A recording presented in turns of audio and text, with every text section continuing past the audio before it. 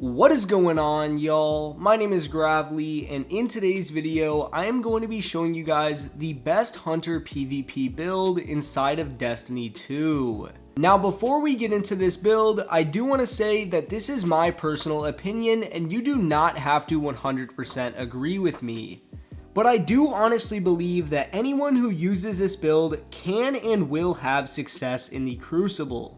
Also, I am going to be showing more than one weapon loadout in this video. The armor will stay the same regardless, but the weapons will change. I'm going to have 2 shotgun builds in this video and then a sniper build.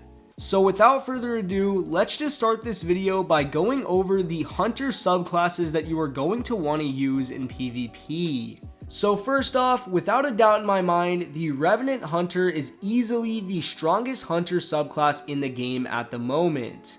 Now, if you don't want to use Stasis or you just do not have Beyond Light, the other classes I would recommend are Top Tree Gunslinger, Bottom Tree Gunslinger, and Middle Tree Void, which is Spectral Blades. These are all pretty good subclasses. They aren't as good as Stasis, but they are all great options at the end of the day. But since Revenant is a bit stronger than the other subclasses, here's what I use on my Revenant Hunter. First of all, I use Cold Snap Grenades. Then for my aspects, I use Shatter Dive and Winter Shroud. I really don't even have the third aspect, but it really isn't too good compared to these two, and you probably should not be using Grim Harvest anyways. Then on my fragments, I am using Whisper of Hedrons and Whisper of Durance. Now real quick, there are a few very important things that I want to point out with this build. The first one is the Cold Snap Grenade plus the Whisper of Hedrons combo. Now the reason you're going to want to use both of these is because when you throw a Cold Snap Grenade, it is the only stasis grenade that can insta-freeze somebody, and once you get a freeze, Whisper of Hedrons does trigger, which allows you to 2-tap with a 120 hand cannon. The second thing that I have to point out to you guys is the Withering Blade plus Whisper of Durance combo. Now a lot of people really want this to be nerfed, and I really don't blame them. This is so annoying to play against, but when you have this combo and you hit somebody with a shuriken, they're going to be slowed for around 5 seconds, which pretty much gives you a free kill. And keep in mind, Hunters do have Gambler's Dodge, so every 10 seconds or so, you can get your melee back. And the final thing that I want to point out with the Stasis subclass is that you should never take off Shatter Dive. Shatter Dive is an insanely good movement tool. It's not as good as it used to be for actually killing people, but just for getting away, maybe you jump in the air, you find yourself in a bad situation, you can quickly Shatter Dive, slam the floor, and get out of there with ease. You need to have Shatter Dive on at all times. Anyways, that is enough about Stasis. Now let's talk about the best weapons and best weapon combinations that you should be using on your Hunter.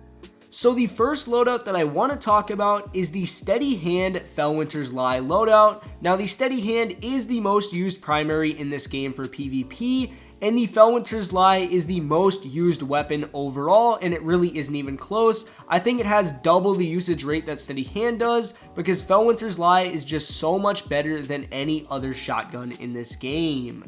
Now the two things that make this loadout insanely strong are the fact that both of these weapons can have quick draw, and you can cover pretty much every range that you are going to be fighting at, because the Steady Hand is a 120 and 120s have ridiculous range, and then you have the Felwinter's Lie to just absolutely shut down people up close.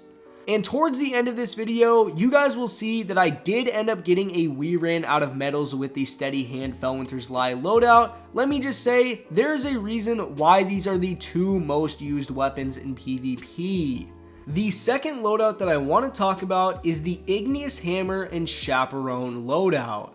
Now when it comes to playing with the Chaperone, you definitely need a bit more patience when it comes to shotgunning, but if you play this thing well, you can absolutely dunk on pretty much everything. You can dunk on Felwinters, you can dunk on Bastion, it does not matter. Chaperone is a crazy counter for shotgun apes. And obviously with the Igneous Hammer, you do get that advantage of having insanely high stats on a 120 hand cannon. Nothing really compares to a Godroll Igneous Hammer stat wise, other than an Iron Grip Steady Hand. Personally, I do really like the Chaperone Igneous Hammer loadout because it allows you to play with kind of a different playstyle that you don't see very often, since slug shotguns really aren't the most used things in the game, but they are actually pretty good. Now the final loadout that I want to talk about is the sniper loadout that I use in the Crucible. What I personally like to use is the Palindrome Adept combined with the Long Shadow. I will say, if you do have a snapshot opening shot Eye of Soul, that is probably going to be better than the Long Shadow, but the Long Shadow really is not far behind. Also, the main reason I use this Adept Palindrome is solely because it has better stats than pretty much every other 140 in this game. I've used other 140s, they feel good, but here's the problem. Here's an absolute godroll Ancient Gospel right here. This thing has full bore accurized rapid hit rangefinder. When we compare Ancient Gospel with the Pali Adept, look at it. It has worse stats literally everywhere besides the magazine. And why would I ever use the Ancient Gospel when the Palindrome just has better stats? It just does not make sense to me. Also, I forgot to mention, I do use this loadout quite a bit. The Last Word with Adored is a pretty insane combo, as Adored is one of the best snipers in this game, and Last Word can absolutely wreck people when it comes to close range. But anyways, moving on from the best weapons, I now want to talk about the best hunter exotic armor that you should be using in PvP. So I do have a total of 3 exotic pieces of armor that I recommend you guys use, 2 of which I really like, the other one I'm not really a fan of. First of all, let's just talk about the obvious one, the Stompies. The Stompies are one of the best hunter exotics in this game because they require no activation, they're there all the time, they're a neutral exotic that buffs your sprint, slide, and your jump. These things are just going to give you better movement and they can win you a lot of fights. It really does help you kind of pick how your fights are going to go. The second exotic that I would recommend using is the Dragon Shadow. Now what makes the Dragon Shadow so good is that just by simply using your dodge, you are going to reload all of your guns, get a massive weapon handling increase, get a massive weapon reload increase, and you are going to get buffed sprint speed and buffed slide distance.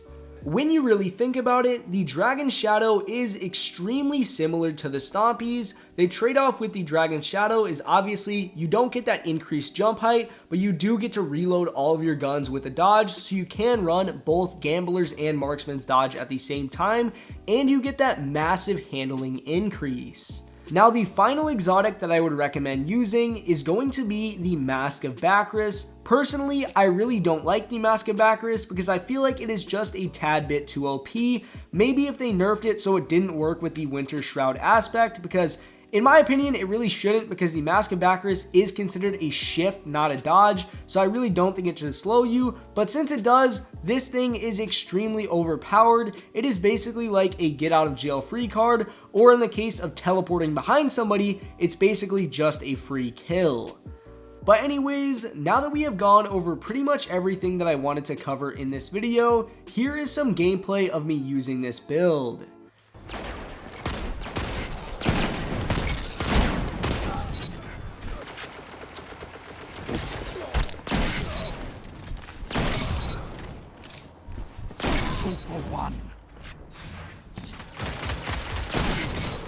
I need a hunter like you with the red jack.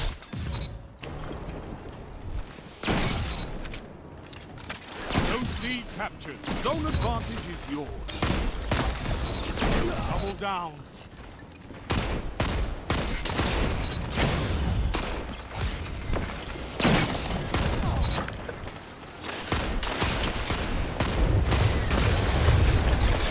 Zone B lost.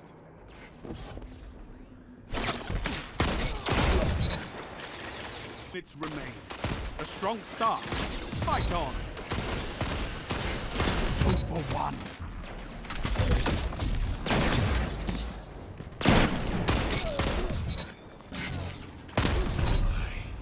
This is...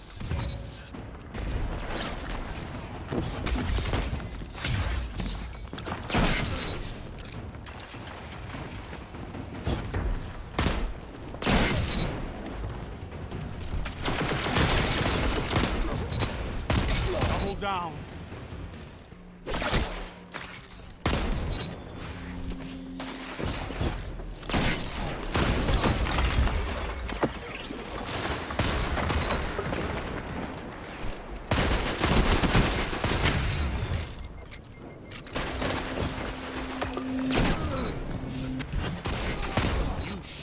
enemy down.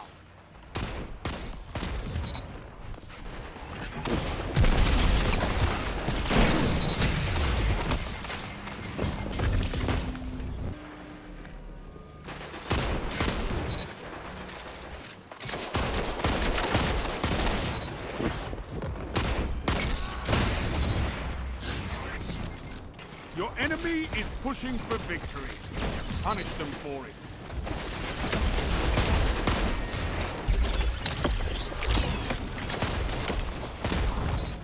I need a hunt. Anyways, that is pretty much going to be the end of this video. If you guys did enjoy it, I would greatly appreciate it if you left a like on this video, as well as a comment letting me know what you thought. And if you really enjoyed this video and would like to see more from my channel, make sure you subscribe. Anyways, it's been Gravely. Peace.